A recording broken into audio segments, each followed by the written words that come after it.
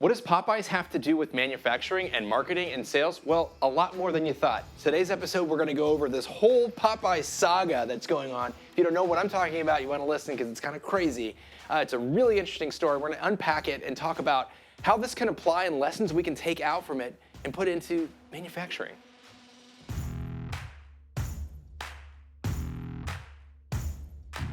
Welcome to IndustrialSage, a free video podcast series all about digital marketing for industrial manufacturers.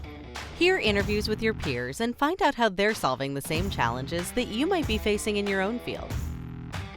Coming to you from the Optimum Production Studio in Atlanta, Georgia, this is IndustrialSage. All right, so if you've been living under a rock over the last several weeks, like I sometimes tend to do, there's this whole debacle going on right now with Popeyes. Okay, so Popeyes, the fast food chain store that does chicken and I don't know, a bunch of other things. To be honest with you, I really don't know them. I think I've eaten there like one time. And so what has happened, if you're not familiar with this craziness that is going, is that they released a chicken sandwich and it has gone absolutely bonkers, like viral crazy, to the point where they've completely sold out. And Popeyes, I mean, the demand was so high, people were lining up for hours, cars wrapping around the stores, and now they've completely discontinued it because they've literally wiped out their supplier. And it's pushed back. I've heard things like October to even like January. It's nuts. It went viral. So what I think is super interesting is last week's episode, we talked about the importance or how to make your content viral and this whole thing. And I just think it's very fitting. This follows that methodology a little bit. So if you missed last week's episode, we talked about how to make your content go viral. Here's a really great example on that. So I'm going to share the story. We'll talk about some of the lessons that we can kind of unpack that we can be thinking about from a marketing and from a sales standpoint for manufacturing. I know it's a B2C product, it's food, very different, but there's some lessons here that are interesting. So here's the background, here's the story. It wasn't like they all of a sudden said, hey, we've got this chicken sandwich and boom, all of a sudden everything, we have people wrapping around the line. So what happened is they released a chicken sandwich earlier in August, and it was basically kind of competitive to another brand that does chicken sandwiches, a brand called Chick-fil-A. So they released this sandwich, and it's very similar to, from what I understand, I have not tried it, I'll be honest, because I can't get a hold of it, they're all sold out, right? But it was very similar. They released it and nothing happened. It just was like, okay, we got this chicken sandwich, great. There's a lot of other brands that have chicken sandwiches. McDonald's has their chicken sandwich, and I think Wendy's probably does. I don't eat a whole lot of fast food, to be honest with you. So my chicken sandwich analogies are not necessarily spot on in terms of what they have. But anyways, I digress. So basically what happens, the sandwich is released, it sits there for a week, nothing happens, and then this crazy thing happens a week later. When you look at the screen here, we've got a tweet that Chick-fil-A did, and this is the tweet right here. So it's a picture, and it says bun, chicken, and pickles, or bun plus chicken and pickles equals love. All right, okay, whatever. They did this thing.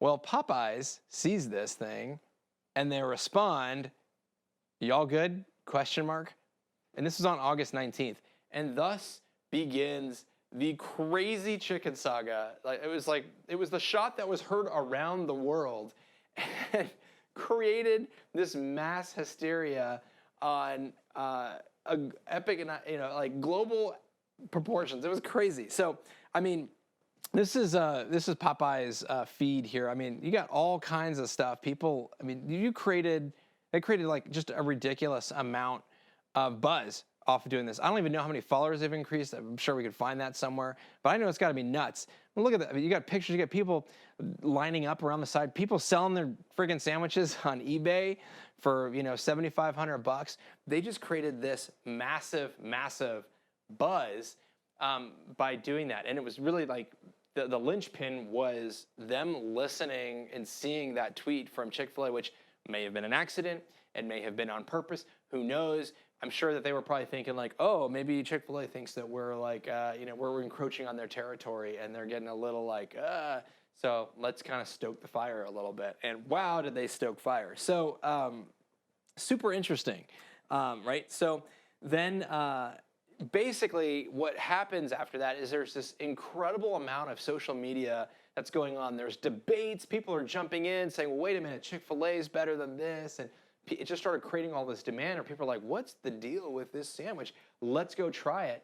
And the more people were talking about it, the more attention that was brought to it. It started driving sales, literally driving people to the store saying, I have to go check this out. You know, with lines around the building and doing all this stuff, and then they've completely like had to, you know, discontinue it because, like I said before, their supplier just they couldn't handle it. They had only planned, I think they had planned for something like 100 sandwiches to be sold at a store at a given time or something, and it was, I've heard a metric, it was like 400 or 500 times, or 400 to 500 sandwiches. I don't know if that's a day or a week or whatever. That's crazy. So. You know, people were getting into all kinds of topics, like what the politics behind, you know, Popeyes versus Chick-fil-A, who tastes better, who's healthier, you know, all this stuff. And essentially, there's a metric that somebody came up with. They said they estimate that Popeyes picked up around $65 million worth of free marketing advertising, essentially because of that, because of this linchpin, because of this one post that one brand did, and the other one who was, I would think we would all probably argue, and I don't want to get lambast for this, but I would argue that Chick-fil-A brand is probably a lot stronger than Popeyes. Hey, well, we can look at it, right? Let's look at Twitter. I'm actually kind of I'm excited about this. See, they have 178,000 followers on Popeyes, and let's find Chick-fil-A. I'm just curious about it. And if you're listening on iTunes or whatever, I apologize. We're showing screen stuff. We're just trying to check out, see who has bigger. Okay, 1.1 million followers. Okay, so 1.1 million followers versus 178,000. I'm sure that Popeyes is significantly increased. So just looking at just from a Twitter standpoint, obviously from social presence there, Chick-fil-A is dominating. I would argue, from a branding standpoint, I would think that, you know, Chick-fil-A definitely are the big dogs or the big chicken in the house, and so. Super interesting, like super duper interesting. $65 million worth of, you know, equivalent media ad spend they got from that, and it literally just created a lot of conversation. And so I think the story that I kind of wanted to share with this, in term as it relates to manufacturing and really relates to marketing in general, is to think about this. Last week we were talking about how to make your content go viral. One of those areas we mentioned is that just having that content doesn't necessarily mean anything. So and you can break this down even a little bit. So you look at Popeyes. They had this product, right? They have a product. Nobody knows about it. Nobody was going to the store and saying, "Oh, I want to do this," and there were lines waiting forever, you know, to get this sandwich. And it was probably a really good sandwich, right? But what was the difference? What was the difference between, you know, August 5th versus August 12th, or even last week or yesterday, with this whole thing? Same sandwich, same product. We're creating attention. We're creating demand. People, all of a sudden, it was like, we have to have this thing. Before, nobody really cared about it. And I think that's obviously part of what, you know, marketing is all about. But it's also, you can't just have a product and put it out there on a shelf. It can be the most amazing product in the world, but if nobody knows about it, nothing's going to happen. The same thing with your content. Like we talked about last week. Remember that story? If you haven't listened to it, you can go listen to it from last week. We talked about the account, that YouTube account that Matthew McConaughey had. Nobody knew about it. It was like, you have to market it. You have to market the marketing video. You have to market that content. You have to distribute it and get it out there, promote it. That's a big piece, right? You have to have, what was one of those areas that we talked about to actually make it go viral? Having an influencer or somebody with a following to actually like shed light on it, and that's what kind of makes things go nuts. That's, you know, the Jessica Black, It's Friday video, same sort of thing. Sat for a year, nobody knew anything about it, didn't really care about it, and then some celebrity came in and bing, tweeted it and whatever, and went nuts. In this case, which I think is interesting, is Chick-fil-A put a post up there where, I don't know if it was passive aggressive or it was completely a fluke or an accident, I don't know, but they did that. And all it took was Popeyes actually respond. They were listening to their competitors, actively watching, and they engaged. and they trolled him, a good little bit. They started a conversation. It was very, very simple. Y'all good? Question mark. Awesome. And the rest is history.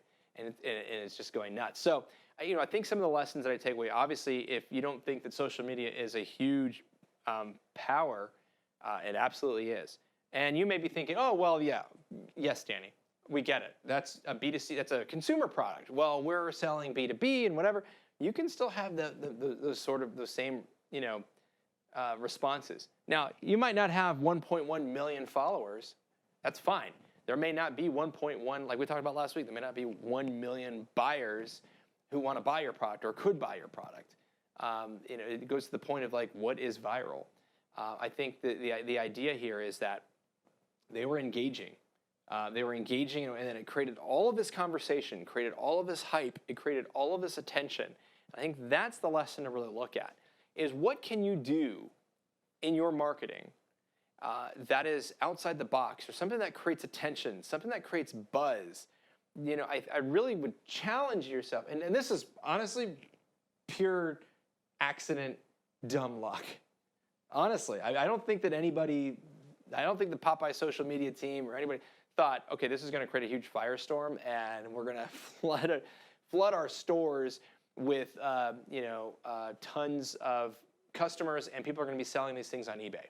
Really don't think that was in the boardroom or any of the marketing plans. Like, okay, on phase 3, people are going to be selling our products on eBay. Don't think that was part of it. Okay, but I think it was listening, and willing to take a risk and kind of be engaged. I think take a risk, look at what you're doing, look at this, see how people respond, see how people communicate. How many people now are aware of Popeyes more so than they were maybe before you listened to this episode, or even before 3 weeks ago, 2 weeks ago? They've really created a map. They put themselves on the map a lot more intentionally, or maybe not intentionally, but a lot stronger than they were before. And again, that's the power of social media. Be thinking about ways that you can leverage that. Now, I'm not saying you necessarily have to go troll your competitors and whatever and start, maybe that's part of it. Maybe, diving in and engage. Maybe it's, hey, thinking about, the other lesson here is, they have 1 million followers, and that's just on Twitter. How many other followers do they have to their content across all the other channels? There's power in the sense of being able to jump onto somebody else's brand, and maybe there's a way that you're able to share content and be able to align with other brands to be able to get your message out there, to leverage their social influence and be able to, so it might not necessarily be trolling someone. Maybe it says, hey, we're going to be doing something joint together with all these different brands, so we can create a conversation, around this. They've created a massive conversation, and it's super interesting to me. So anyways, so that's what I wanted to share with you today. I just wanted to kind of like dive into it and just kind of put some of these parallels, and maybe to get you thinking a little bit more, like how can we be thinking outside of the box? How could we maybe have that sort of experience? Again, I'm not saying you need to have 1 million followers and whatever, but it's just the idea of doing things that are different. This is how people are engaging. This is, and maybe it's not Twitter. Maybe it's LinkedIn. Maybe it's something a little bit more B2B. What is something that's really going to spark interest and get people talking, and conversing and talking about politics with your brand? Because isn't that what every brand wants? No, I'm totally playing. So anyways, I hope you enjoyed this episode. It was a tasty one. And if you have any questions, we'd love to answer them on IndustrialSage. You can send it to us at industrialsage.com/questions. We can answer them for you. If you're listening on iTunes, Spotify, Stitcher, any of the podcasting stations, listen, jump on our subscriber list. Come to industrialsage.com. There's a whole lot of other content that you're not getting or hearing from there. So do that. We'd love it. Reviews, comments, likes, shares, all that stuff. We love it. If you found this episode to be like, hey, wow, this is really cool. Hey, I love it. Please share it. Share it on social media, or share it with a colleague. Share it with your boss, to be able to say, hey, we need to be thinking about this. We don't know exactly what it is, but we need to be thinking different. Here's why. This is what other manufacturers are doing. Please do that. We love it. That means the world to us. So thanks for listening or watching, and I'll catch you next week with another episode of Industrial Sage.